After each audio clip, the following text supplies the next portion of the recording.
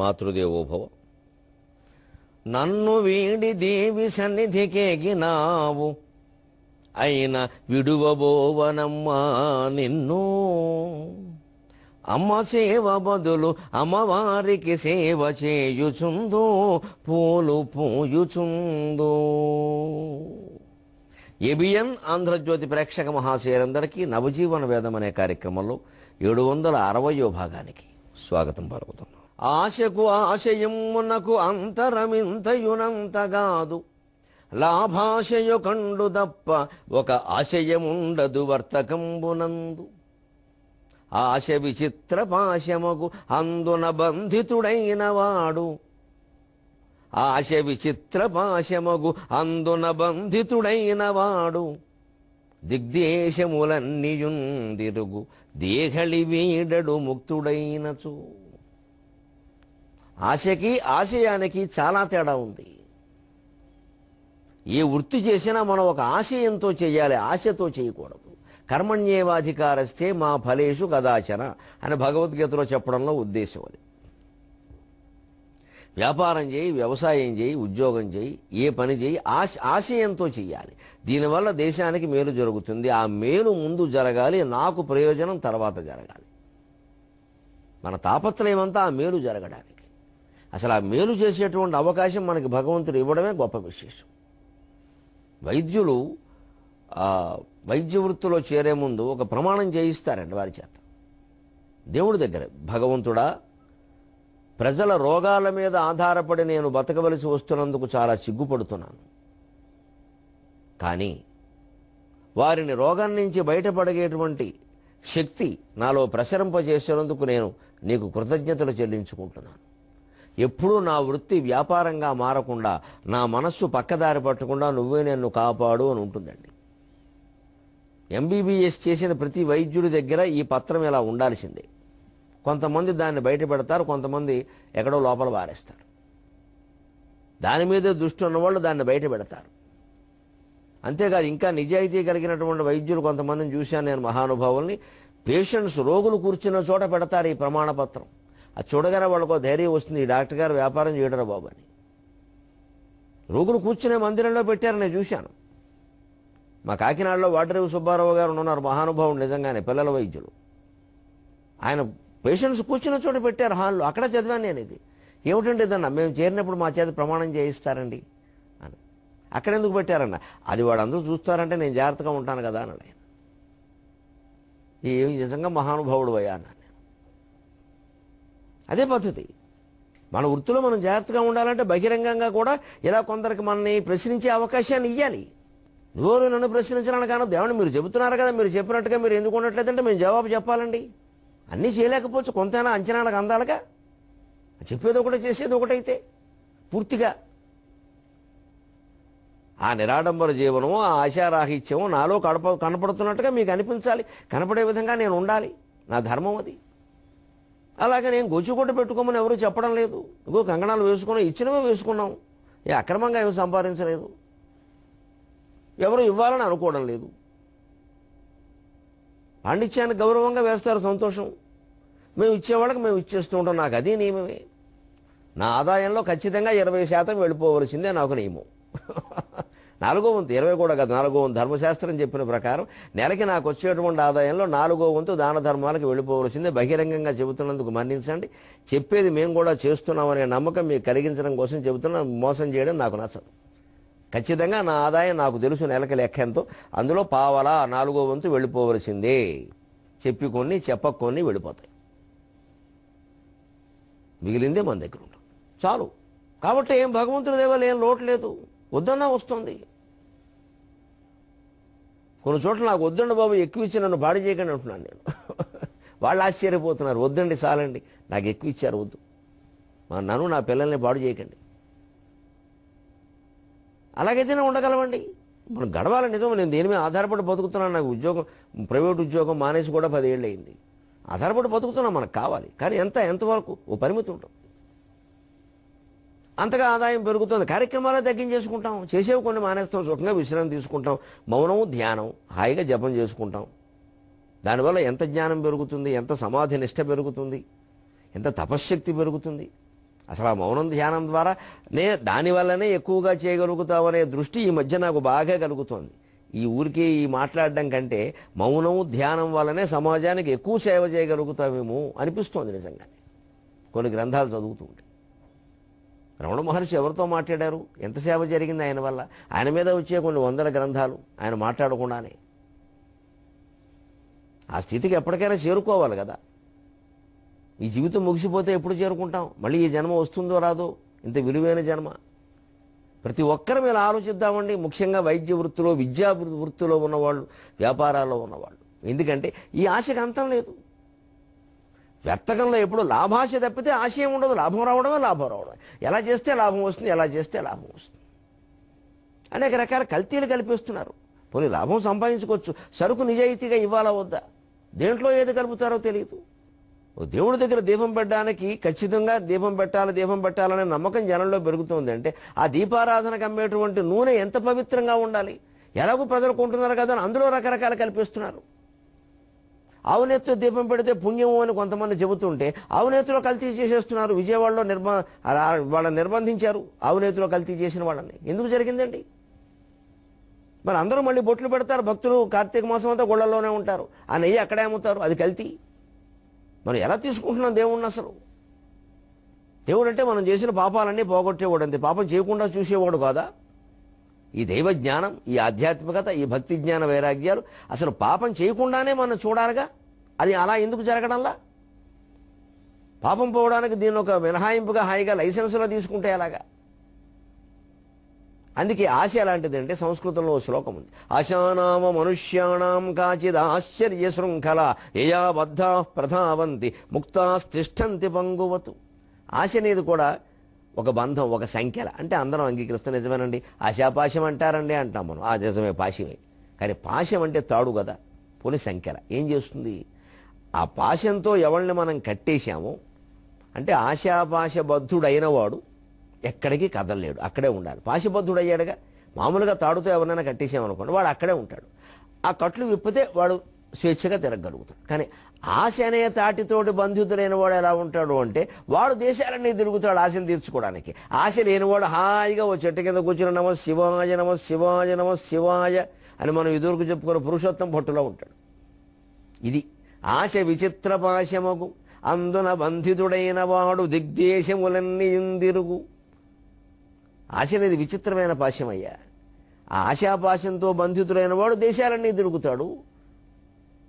దేహలి వీడడు ముక్తుడైనచో, ఆశ నుంచి విముక్తుడైన వాడు గడప దాటి వెళ్లాల్సిన పని లేదని సుఖంగా ఇంట్లోనే ఉంటాడు. వచ్చిన దాంతోనే సంతృప్తి చెందుతాడు. ఉన్ననాడు ఉగాది, లేనినాడు శివరాత్రి అనుకుంటాడు, సుఖంగా గడిపేస్తాడు జీవితాన్ని. ఇలాగా వర్తకం పేరు మీద ఆశ దురాశ, అత్యాశ దురాశగా మారింది. దాంతో ఇంకా అన్ని అవలక్షణాలు వచ్చేస్తాయి. ఒక దురాశని అత్యాశని మనం జయించగలిగితే మనకి వాక్సిద్ధి వస్తుందండి. జ్యోతిష్ శాస్త్రంలో చెబుతారు. ఇటీవల నాకు సిద్ధాంతి గారు చెప్పారు పాలకొల్లులో, మంచి మాట కాబట్టి అందరికీ చెబుతున్నా. వాక్సిద్ధి మనం అన్నది అవ్వాలి అంటే, ఆ సిద్ధి పొందాలి అంటే ముఖ్యంగా జాతకాలు చెప్పేవారు, ముహూర్తాలు పెట్టేవారు, పురోహితులు, అర్చకులు ఈ మాట జాగ్రత్తగా పాటిస్తే చాలా బాగుంటుంది. వారు అన్నది అవుతుంది. వాక్సిద్ధి ఎలా వస్తుంది? సత్యదాన సత్య సౌచ దయాయుక్త దేవతోపాసకశ్చయక సత్య సౌచ దయాయుక్త దేవతోపాసకశ్చయక అత్యాశావర్జితస్తస్య వాక్సిద్ధిర్భవతి ధ్రువం అంట. ముందు సత్యవాక్యానికి కట్టుబడి ఉండాలి. వేదం చదువుకున్నాం, శాస్త్రం చదువుకున్నాం, పురాణాలు చెబుతున్నాం, ప్రవచనాలు చెబుతున్నాం, అర్చకత్వం చేస్తున్నాం, పౌరోహిత్యం చేస్తున్నాం, జాతకాలు చెబుతున్నాం, ముహూర్తాలు పెడుతున్నాం అంటే అన్న మాటకి కట్టుబడి ఉండాలి. అబద్ధాలు చెప్పొద్దు. కొంచెం మరి జాతకాల్లో మరి కష్టాలు ఉంటాయండి, అలాగే చెబితే వాళ్ళు గుండెలు పగిలిపోతే దానికి కూడా శాస్త్రంలోనే చెప్పారు. మహత్ కష్టాన్ని కించిత్ కష్టంగా చెప్పమన్నారు. అంటే కాలు విరిగిపోయేలా ఉంటే బాబు బయటికి వెళ్ళకు, ప్రయాణాలు జాగ్రత్త అని చెప్పాలి. కాలు విరిగిపోతుందని చెప్పకూడదు, ముందు వీడి గుండె పగిలిపోతుంది. ఏదో వాడు 50 ఏళ్లకు మించి బతికే అవకాశం లేదు అంటే అయ్యా మీరు కొంచెం 50 ఏళ్ల తర్వాత ఆయుష్ హోమం చేయించుకుంటే మీ జీవితం బాగుంటుందని చెప్పాలి. తర్వాత ఏమైనా అంతవరకు ఈ చెప్పిన వాడు ఉంటాడో ఉండడో గొడవ లేదు, అలా చెప్పాలి. కానీ మీ జీవితం బ్రహ్మాండంగా ఉందండి, ఒక్క వెలుగుతారు, 50 ఏట టాప్ అంటే ఈ ముందే టాప్ అయిపోతాడు. ఇంకా వాడు కొంచెం కోపిష్టి పడితే వీడిని టాపు చేసేస్తాడు, ఇలా చెబుతావా అని. అందుకే జ్యోతిష్యంలో ఎప్పుడు మహత్ కష్టం కించిత్ కష్టం అంటారు. గొప్ప కష్టాన్ని చిన్న కష్టంగా చెప్పండి, లేకపోతే వాళ్ళ మనసులు పాడైపోతాయి. అంటే అసత్యం చెప్పక్కర్లేదు, దాన్ని కొంచెం ప్రమాదాలు జరిగే అవకాశాలు ఉంటే కాస్త బండి మీద వెళ్ళేటప్పుడు జాగ్రత్తగా ఉండండి చాలు. మీకు సరిగ్గా మంగళవారం సాయంత్రం 5:30కండి మీరు నెమ్మదిగా బండి స్టాండ్ వేసినా సరే బండి మీ మీద పడడం ఖాయం, కాలు విరగడం ఖాయం అండి. ఆ బండి తీసుకొచ్చి విడిమి పడేస్తాడు వాడు. అంత చెప్పాలా, అలా చెప్పాలా? నేను ఖచ్చితంగా చెప్తానంటే ఇదా? రాజకీయ సామాజిక విషయాలు ఖచ్చితంగా మాట్లాడినా పర్వాలేదు, జ్యోతిష్యం ఖచ్చితంగా మాట్లాడకూడదు, అలాగా ప్రమాదం అది. ఎందుకంటే జరుగుతాయో జరగదో తెలియని విషయాలు ఇవి. ముందు వాడు మనసు పాడైపోయింది. సమాజంలో ఉండే విషయాలు పర్వాలా, మన కళ్ళ ముందు మాట్లాడుతున్నాం. అందుకే సత్య శౌచ దయాయుక్త, ముందు సత్యానికి కట్టుబడి ఉండాలి, అబద్ధాలు చెప్పొద్దు. సత్యాన్నే కటు ఇటు కాస్త వాళ్ళ మనస్సుకు నచ్చే విధంగా చెప్పొచ్చు. శౌచం, ఇంట బయట శుభ్రత పాటించాలి. మొత్తం ఈ పౌరోహిత్య వృత్తులు, ఈ జాతకాల వృత్తులు, ప్రవచనాల్లో ఉన్నవాళ్ళు ముందు తన ఒళ్ళు తాను శుభ్రంగా ఉంచుకోవాలి, ఇల్లు కూడా శుభ్రంగా ఉండాలి. ఆ మనస్సు ముఖ్యంగా శుభ్రంగా ఉండాలి. శౌచంలో ముఖ్యం ఎప్పుడు స్నానం చేయడమును, తువాలెట్టు తుడుచుకోవడం, ఆరేయడం కాదు.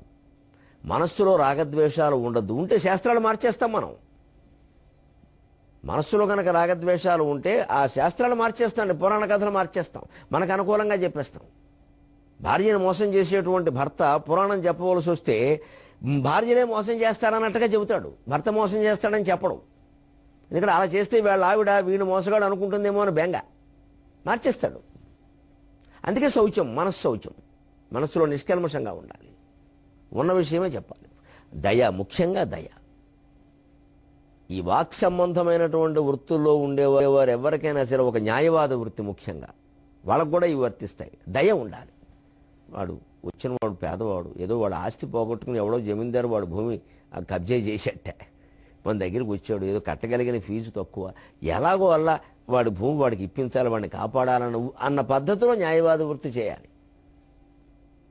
ఆ దయ ఉండాలి. ఎందుకంటే వాడు ఎక్కువ కట్టలేడు, పోనీ వాడి భూమి వాడికి వస్తే ఆ సంతోషంలో 1000 రూపాయలు వాడే ఎక్కువ ఇస్తాడు, అప్పుడు తీసుకుందాం, ఏమయ్యా నువ్వు బాగుంటే చాలయ్యా అని అందాం అని న్యాయవాదికి అనిపించాలి. అది సత్య శౌచ దయాయుక్త. దేవతోపాసకశ్చ యః, ముఖ్యంగా వాక్ సంబంధమైన వృత్తులలో ఉండేవాళ్ళు ఖచ్చితంగా నిరంతరం మనస్సులో పంచాక్షర జపం కానీ, అష్టాక్షర జపం కానీ, శ్రీమాత్రే నమః కానీ చేస్తూనే ఉండాలి, క్షణం విరామం లేకుండా. అప్పుడే వాళ్ళ వాక్కు సిద్ధిస్తుంది. అదే దేవతోపాసకశ్చ యః. తర్వాత ముఖ్యమైనది చెబుతున్నాడు, అత్యాశ వర్జితః. ఇది కేవలం మాటల వల్ల డబ్బు సంపాదించుకునే వ్యవహారం. ఇక్కడ పెట్టుబడులు ఏం పెట్టడం లేదు.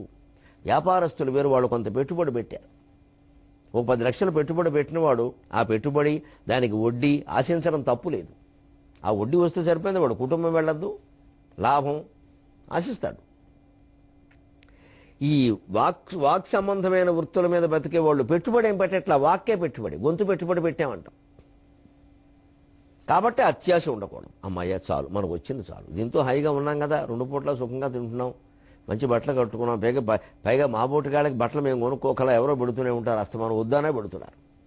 జాతకాల వాళ్ళు, ముహూర్తాల వాళ్ళు అందరికంతే పంచుల చేపలు పెడుతూ, భార్య కూడా పెడతారు చీర రవికాను. అందులో ఈ వృత్తిలో ఉండేవాళ్ళు ఎక్కువ బ్రాహ్మణులు గౌరవంతో పెడతారు, ఏమి ఇబ్బంది లేదు. ఇంకా అంతకంటే ఆశ పనికిరాదు. ఇంకా వీడిని ఏదో కొంచెం పితలాటకంలో పెడితే, లోకలోకలు పెడితే వాడు భయపడతాడు కదా, అప్పుడేదో హోమం చేయిద్దాం, 2 లక్షలు వసూలు చేద్దాం హోమానికి. మామూలుగా ఊరికే గుళ్ళో పూజ అంటే అర్చకుడు కడతాయి డబ్బులు, నాకేం వస్తాయి, హోమం అంటే నన్నే చేయమంటాడు, అప్పుడు నేను పెద్ద విశాలంగా ఉండే స్థలంలో హోమాలు పెట్టచ్చు, మొత్తం ఒక్కొక్కటి దగ్గర 10,000 చొప్పున ఓ 1000 మంది దగ్గర వసూలు చేస్తే మొత్తం జీవితంలో దరిద్రం అంతా తీరిపోయింది. ఈ పెద్ద పెద్ద పథకాలు వేసుకున్నామంటే చెంచల గూడాయ విద్మకే నో బైలాయ ధీమహి తన్నో జైలు ప్రచోదయాతు, అంతే లెక్క. చెంచలు కూడా వెళ్ళిపోవడమే, నో బెయిల్, ఇంక జైలే. ఎందుకంటే పరిస్థితి అలాగే వస్తుంది. అత్యాశ, అత్యాశావర్జిత తస్య వాక్సిద్ధిర్భవతి ధ్రువం. సత్యానికి ఎవరు కట్టుబడి ఉంటారో, మనస్సులో రాగద్వేషాలు లేకుండా మనశ్శౌచాన్ని ఎవరు పాటిస్తారో, అందరి పట్ల దయ ఎవరికి ఉంటుందో, నిత్యము దేవతా స్మరణ మనస్సులో ఎవరు చేస్తూ ఉంటారో, అత్యాశను ఎవరు విడిచిపెడతారో వారికి వాక్సిద్ధి ఉంటుంది అని శాస్త్రాలు చెబుతున్నాయి. అంచేది ఏ వృత్తిలో ఉన్నా మనం వాక్సిద్ధి ఉండాలి, మనం ఆశీర్వదిస్తే అది జరగాలి అంటే ఇగో ఈ 5-6 లక్షణాలు మనం కలిగి ఉండాలి. అలాంటి వర్తకాలు చేయబట్టే దీవులన్నీ ఆక్రమించబట్టే ఇక్కడ వస్తువులన్నీ పట్టుకుపోయి అక్కడమ్మి, అక్కడ వస్తువులు ఎక్కడమ్మి విపరీతంగా డబ్బులు సంపాదించారు. కాబట్టి ఐరోపా సామ్రాజ్యాల్లో విపరీతమైన మార్పులు వచ్చాయి. వారికి వారే దెబ్బ కొట్టుకునే స్థితికి వచ్చేశారు. ఆర్జవతత్వమున్ విడిచి ఆదిమజాతులనోళ్ళుగొట్టి లాభార్జనమొక్కటే.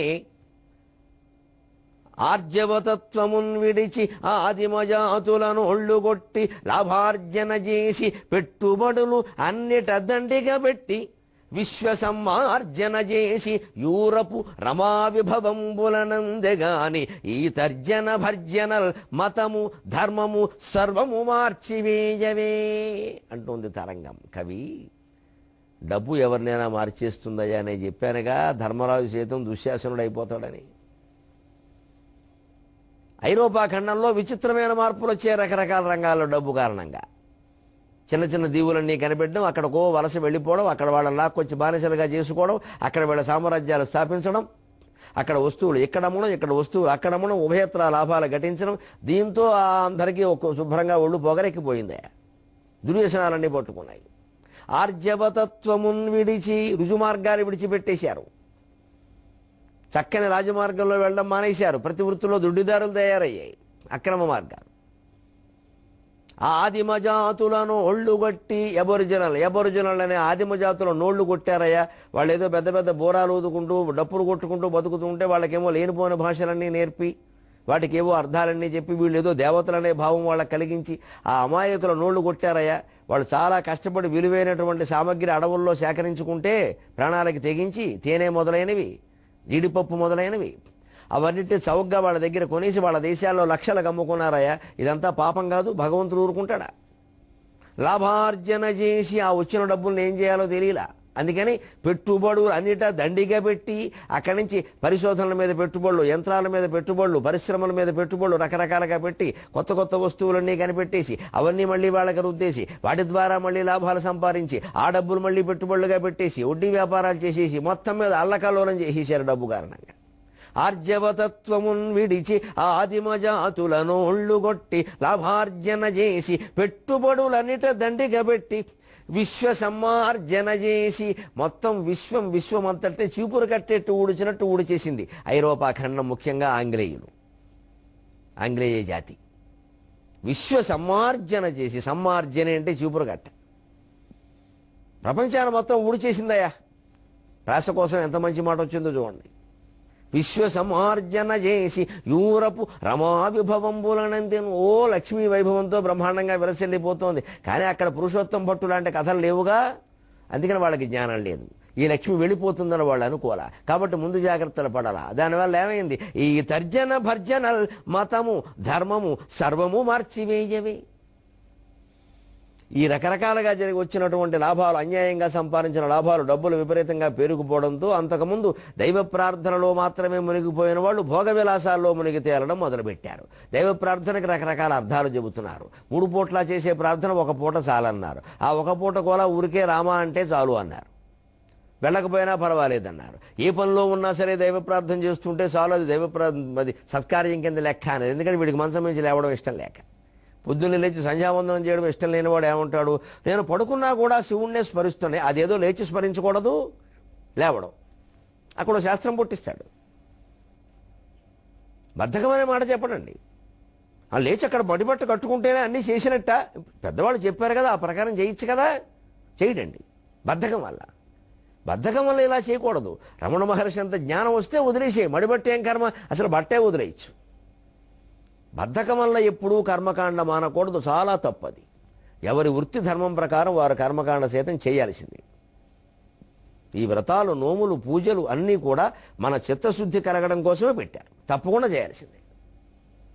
ఆ చేసేటప్పుడు మనస్సులో నిష్కల్మషంగా హాయిగా ఉండి చేద్దాం. బద్ధకంతో ఎగ్గొట్టడం ఏంటి? ఆర్జవతత్వమున్ విడిచి ఆదిమజాతులనోళ్ళుగొట్టి లాభార్జన చేసి యూరపు రమావిభవంబునందెగాని లాభార్జన చేసి పెట్టుబడులన్నీయు దండిగా పెట్టి ఆర్జవతత్వమున్ విడిచి ఆదిమజాతుల నోళ్లు కొట్టి లాభార్జన చేసి పెట్టుబడులన్నిట దండిగ పెట్టి విశ్వ సమార్జన చేసి యూరపు రమా విభవంబులనందెగాని ఈ తర్జన భర్జనల్ మతము ధర్మము సర్వము మార్చివేయవే. మతంలో అనేక విధానాలు మారిపోయినాయి, ధర్మ నిర్వహణలో మార్పులు వచ్చాయి. కారణం మత ప్రవక్తల దగ్గర, పోపుల దగ్గర, ఫాదర్ల దగ్గర డబ్బు బాగా చేరింది. మనం కూడా దృష్టిలో పెట్టుకోవాలి. ఈ సందర్భం వచ్చింది కాబట్టి, ఐరోపా చరిత్ర కాబట్టి క్రైస్తవ మతాన్ని గురించి చెప్పుకుంటున్నాం. ఇది హిందూ మతానికైనా, ముస్లిం మతానికైనా, బౌద్ధ మతానికైనా ఎవరికైనా వర్తిస్తుంది. ఎప్పుడూ మతపరమైన వృత్తుల్లో ఉండే వాళ్ళ దగ్గర డబ్బు చేరకూడదు. చాలా పరిమితంగా ఉండాలి. వారి జీవితానికి సరిపడ మాత్రమే ఉండాలి. అసలు మర్నాటికి తడువుకునేలా ఉంటే మరీ మంచిది. తిన్నగా ఉంటాడు. భోగాలు విలాసాలు మొదలయ్యాయంటే అయిపోతుంది పరిస్థితి. ఇంకా వాటి మీద కాంక్ష బయలుదేరుతుంది. అవి లేనిదే ఉండలేని పరిస్థితి వస్తుంది. చుట్టూ భక్తులు చేరతారు. మీరు ఇలా వెళ్ళకూడదండి, మీకోసం మేము ఆడి కారు కొంటాం. బాబు వద్దు, ఆడి వద్దు, మగ వద్దు, ఆడాకారు వద్దు, మగాకారు వద్దు, నువ్వు వాడుకొని చెప్పాలి. మన రైల్లో మనం వెళ్లాల్సిందే అంటాడు. ఇలాగా వాడు బాగు పుణ్యం అండి, మీరు అలా మీరు నేల మీద కాలు పెడితే మేము చూడలేము. తర్వాత జైల్లో ఉన్నా చూస్తూ ఉంటాడు వీడు. నేల మీద కాలు పెడితే చూడలేనంటాడు. తర్వాత ఈ వంకర పనులు చేసి జైలుకి వెళ్ళాక చూస్తాడు. ఇలా అయిపోతారని అనుకోలేదంట. మనం నువ్వు ఇచ్చిన కారు వల్ల ఇలా అయ్యాం. ఎందుకు రైల్లో వెళ్ళేవాడికి అనవసరంగా కారు ఇవ్వడం? భక్తులు కొనిచ్చేస్తారండి. ఆయన సొంతం కాదు, ఇంకంతా బయలుదేరిపోతారు. ఇంక చుట్టూ ఓ 25 మందితో బయలుదేరడం అవసరమా? ఈ సైన్యం అంతా కషాయంతో నిరాడంబరంగా గడపాల్సిన జీవితాలు వైభవోపేతంగా ఎలా నడుస్తున్నాయి? సరిగ్గా ఐరోపా పరిణామాలు చూస్తే మనం కూడా నేర్చుకుంటాం. ఏం జరిగింది అక్కడ? మతము ధర్మము సర్వము మార్చి తర్జన భర్జన. అదో చిత్రమైన మాట సంస్కృతంలో. దానికి పక్కా అర్థం చెప్పాలంటే అట్టు తిరగేయడం. ఇటు వేస్తే తర్జన, అటు వేస్తే భర్జన, అంతే. రొట్టెలు అట్లు కాల్చినప్పుడు చూడండి ఇలా తిరగేస్తారు ఒకసారి. ఆ తిరగేయడాన్ని తర్జన అంటారు. మళ్ళీ బోర్లు వేయడాన్ని భర్జన అంటారు. అదే తర్జన భర్జన, తర్జన భర్జన. తర్జన భర్జనలు పడుతున్నారంటే అటు ఇటు తిరగేస్తున్నారంటే చర్చిస్తున్నారని అర్థం. తర్జనం అంటే బెదిరించడం, భర్జనం అంటే ఇంకొక రకం. ఇలా ఇవన్నీ అవి కూడా వస్తాయి. మతం పక్కదారి పట్టేసింది. పోపులు భోగ విలాసాలకు అలవాటు పడ్డారు. బైబిల్లో ఉన్నది వేరు, వారు చేస్తున్నది వేరు. పైగా వీళ్ళు చేస్తున్నవన్నీ అందులో ఉన్నాయని చెప్పేస్తున్నారు. పోపు అయిన వాడు ఏం చేసినా తప్పు లేదంటున్నారు. మన దగ్గర లేకపోతే కార్తీక పురాణాలని నువ్వు ఎంత తప్పు చేయి, ఎంత ఘోరం చేయి, గర్భగుళ్ళ వ్యభిచారం చేయి, శివుడి దగ్గర దీపం పెడితే పోతుందనే కథలు ఉన్నాయండి కార్తీక పురాణంలో, చదువుకోండి. సరే, నిషేధం చేయాల్సిన పుస్తకాలు ఇవి. వీటిని పురాణాల పేరు మీద మనం వింటున్నాం. పైగా వినేవాళ్ళు కూడా చెవిలో పూలెట్టుకుని పుణ్యం కోసం వింటారు. అదేమిటి ఆ కథ ఏమిటి? అసలు వినలేమండి కథలు కొన్ని. కార్తీక పురాణం పేరు మీద ఉన్న పుస్తకంలో, బజార్లో అమ్ముతున్న పుస్తకంలో ఉన్న కథలు కొన్ని వినలేమండి. నేను నోట్లో చెప్పడానికి కూడా నేను చాలా ఇబ్బంది పడుతున్నా. అంత భయంకరమైన పచ్చి వ్యభిచార కథలు ఉన్నాయి. అవన్నీ గర్భగుడిలో చేస్తే పోయేట, దీపం పెడితే పోయేటి. ఇదే మతం. కార్తీక మాసం వచ్చాక మా ప్రాణం తింటారు కార్తీక పురాణం చెప్పమని. కార్తీక వైభవం ఏమిటి? వైభవం మనుషులు వైభవంగా ఉండరా? నెలలు వైభవంగా ఉంటాయి, చెట్లు వైభవంగా ఉంటాయి, నదులు వైభవంగా ఉంటాయి, దేవతలు వైభవంగా ఉంటారు. ఈ దేశంలో మనుషులు ఎందుకు దరిద్రంలో ఉంటున్నారు? ఆ మనిషి బుద్ధిని కదా మనం మార్చాల్సింది. ఈ మొత్తం పురాణాలు, శాస్త్రాలు, వేదాలు, ప్రవచనాలతో దాని మీద కదా మనం దృష్టి పెట్టాల్సింది. అదెందుకు మారడం లేదు? పోనీనండి, ఎవరు మారడు అని ఒక్కసారి వైరాగ్యం కలిగితే మానేద్దామండి. మౌనంలో ధ్యానంలో ఉండిపోతాం. తపస్సు అందరినీ మారుస్తుంది. కనీసం ఆ మనిషినైనా బాగు చేస్తుంది. ఓ నారాయణ తీర్థుల్లా బతుకుదాం, ఓ రమణ మహర్షిలా బతుకుదాం, ఓ నిసర్గదత్త మహారాజులా బతుకుదాం, ఓ షిర్డీశాయిలా బతుకుదాం. ఏం అభ్యంతరం? ఎవరూ మారినప్పుడు మనం దేనికి గొంతు చించుకోవడం? కనీసం మౌనం ధ్యానంలో ఉండిపోతే ఆ వ్యక్తి జీవితమైనా బాగుంటుంది, అతనికైనా మోక్షం వస్తుంది.